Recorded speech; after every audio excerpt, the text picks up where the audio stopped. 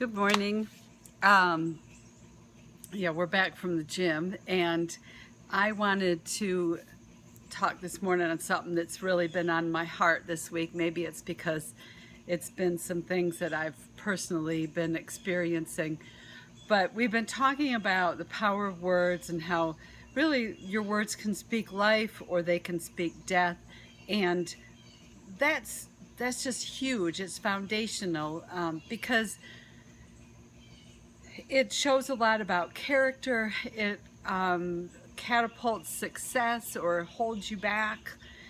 And it really determines what your purpose here is and how you're going to influence the world and leave a legacy. And so the question on my mind this morning was, when you choose your words, we talked about a speech bubble, and in that bubble is either a stink bug or something sweet and life-giving. And you really have the choice. You have the power to choose on that. And I wanted to just kind of throw something out there, because we mentioned on Monday that the words come from the heart. Like, what's in your heart is going to come out your mouth. And so what is your motivation? Like, the chemist and I were talking on the way back from the gym just a little bit ago about if your motivation is to correct or to get your point across, like, there's a time for that, but there's also a time for just edifying and encouraging and building up, which is a level of maturity.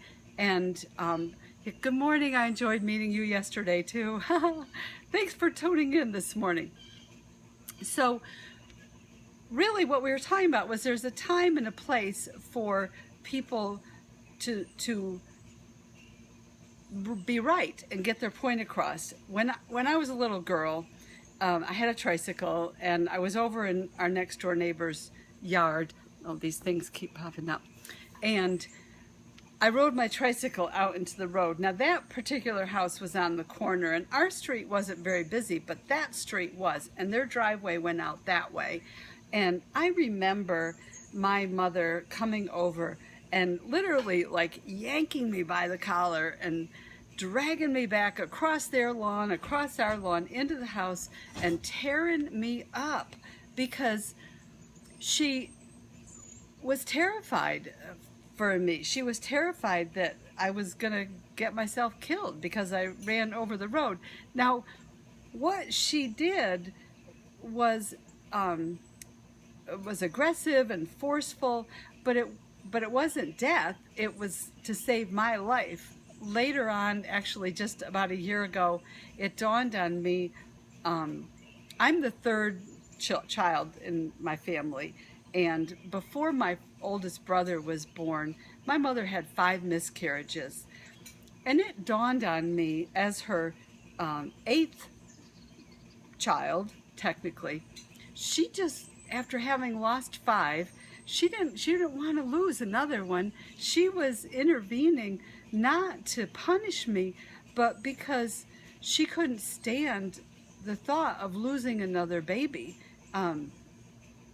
So there are times when it's going to be really important to be right, to be assertive, to be aggressive, maybe, because it might save your child's life.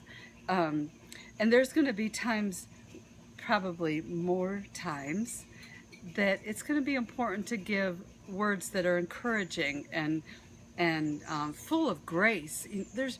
We've just lost the ability as a people to be gracious, to be humble, to be ourselves, basically. So think about that the rest of the weekend. Tune in Monday morning to the Morning Mindset. We're going to take this a step further next week. But just realize that the power of life and death are in your words, and you have the choice whether you're going to pick up that stink root that we talked about in the garden, or you're going to pick up something that's sweet smelling and life-giving, and literally leave a legacy, change the world through your words. And be blessed by that. We were blessed by that thought this morning, so we just want to bless you with that. Oils we talked about this week were lavender. I'm still camping on lavender. I just love it. It brings me down. It helps me choose my words better. Brings me down in a good way. Helps me choose my words better. Helps me sleep at night. Keeps me centered during the day. So I love y'all. Have a great day. Tune in on Monday for the morning mindset calls, and we'll see you next week.